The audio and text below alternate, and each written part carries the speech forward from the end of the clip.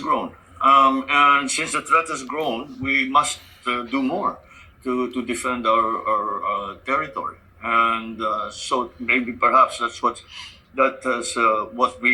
people are seeing is that a more robust defense of our territorial rights as recognized by the international community through international law, through the UNCLOS. We hew very close to that. We do not leave very.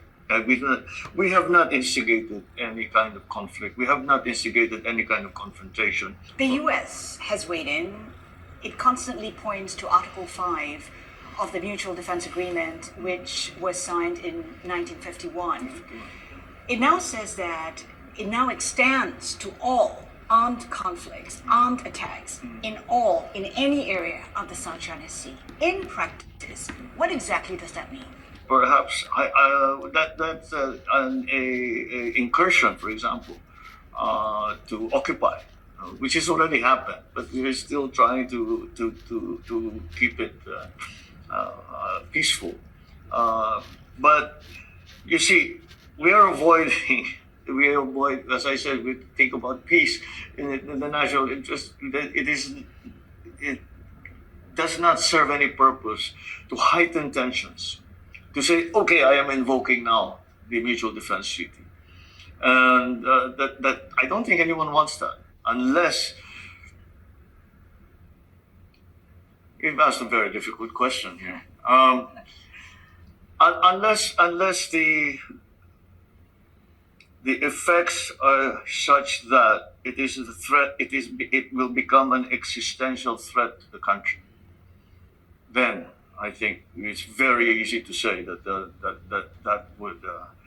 would trigger the Mutual Defense Treaty, the agreement between the United States and the Philippines. How confident are you about U.S. support? How far do you think the U.S. would go to support the Philippines in the South China Sea? Well, thus far, we can say that the United States has been certainly very supportive in every way.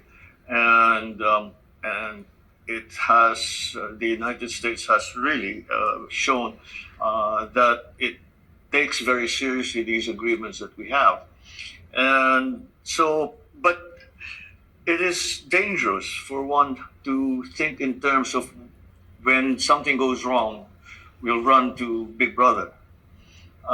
That's not the way we treat it at all. I say we do this for ourselves. We do this because we feel that we have to do it, and it's not at the behest of the United States. Mr. President, just to follow up on that, how confident are you the U.S. is willing to go to war with China over a disputed reef in the South China Sea? Oh God! How far is the U.S. prepared to go? What are your talks suggesting to you? Well, I really we would to take a step back from that question is that is precisely what we want to avoid. We want to do everything we possibly can, together with our partners and allies, to avoid that situation whatsoever. This is not the poking the bear, as it were. We are trying to do quite the opposite.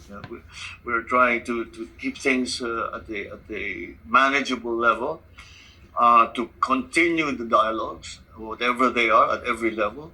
And we have initiated many of those dialogues.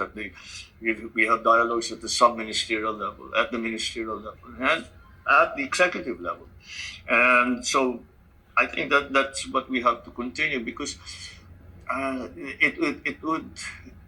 there are many volatilities in the area, in the region.